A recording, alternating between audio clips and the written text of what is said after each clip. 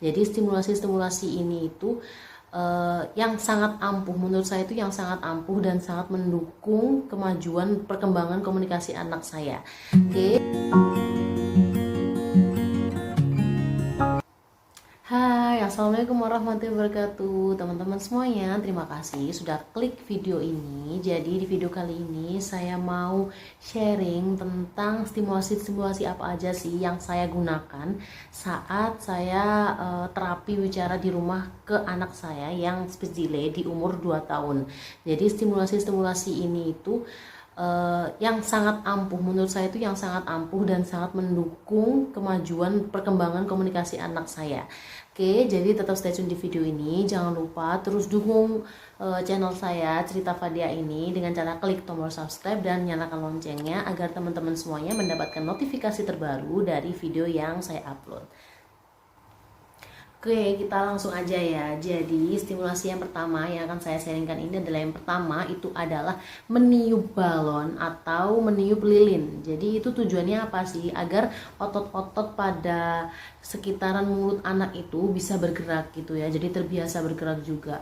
Nah, itu bisa dilihat tuh. Biasanya kalau anak yang belum bisa meniup balon atau meniup lilin itu tadi, itu juga ada pengaruhnya ya. Mungkin otot-ototnya tuh jangan digunakan untuk bicara, itu juga seperti itu. Jadi tujuannya adalah agar menggerakkan otot-otot anak itu.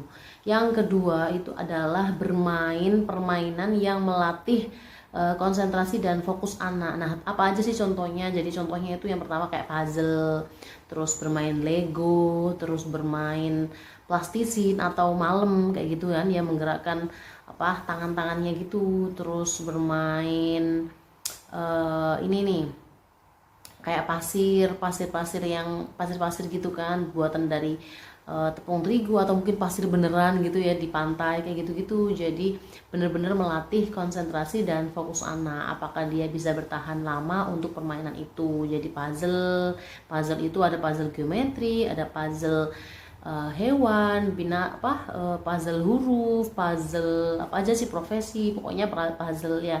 Jadi seberapa lama dia bertahan di permainan itu. Oke, yang selanjutnya itu adalah mengajak dia bernyanyi. Jadi sering-sering aja ngajak nyanyi ya. Karena biasanya kalau kita sering ngajak nyanyi itu dia akan lebih cepat menghafal kosakata yang ada di dalam nyanyian itu. Dan ada lagu-lagu itu kan biasanya lebih cepat ya masuknya. Nah, selanjutnya yang keempat itu adalah membacakan buku. Ya, jadi membacakan buku itu juga sangat ampuh sekali karena saat membacakan buku dia akan mengetahui alur cerita dari buku, terus ada tambahan kosakata baru yang ada di dalam buku itu tadi. Seperti itu. Itu adalah 4 yang stimulasi ya. Yang kelima itu adalah sering-sering ajak anak berinteraksi, jadi berkomunikasi terus. Bukan kita yang sibuk dengan kegiatan kita sendiri, jadi sering-sering aja interaksi dengan anak seperti itu. Oke, yang selanjutnya yang keenam itu adalah latih anak dengan mengucapkan a, i, u, e, o. Jadi mengucapkan huruf vokal. Kita sering-sering latih dengan a, i. Nah, u. Jadi kenapa kok seperti itu?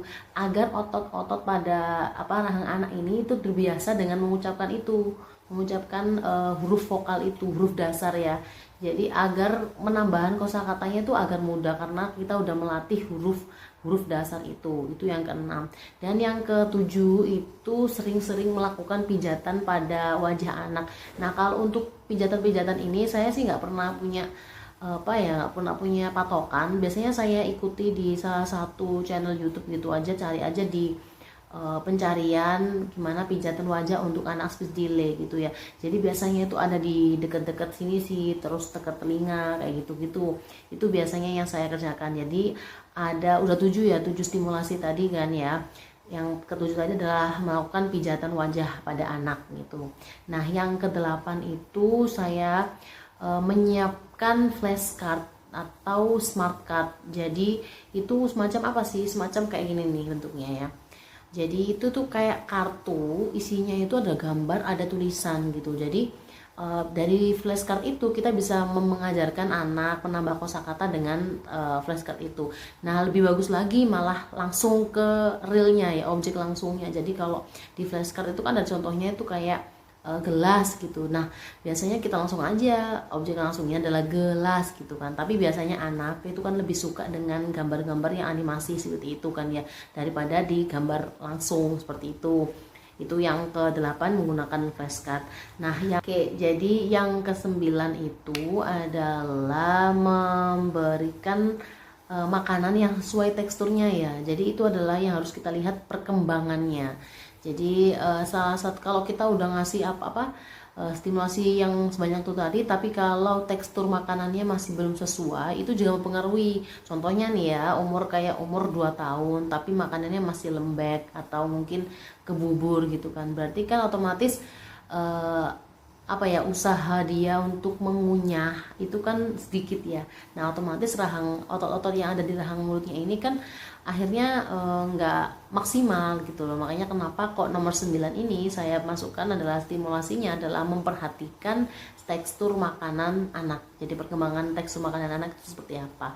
Itu yang ke-9. Nah, yang ke-10 ini adalah yang paling penting dari total semua stimulasi, adalah lebih ke orang tuanya ya. Jadi orang tuanya harus benar-benar sabar dan benar-benar fokus ke perkembangan anak ya.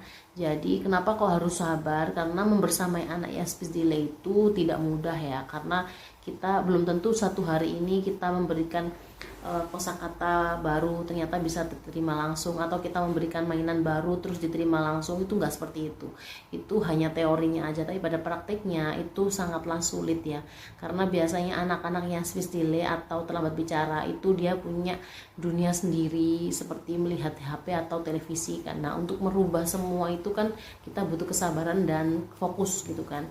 Nah, itu yang ke-10. Jadi 10 stimulasi ini insya Allah kalau bunda, ayah fokus dan konsisten, insya Allah anak juga akan bakal cepet ngomong dan cerewet. Oke, itu adalah yang bisa saya sharingkan untuk hari ini.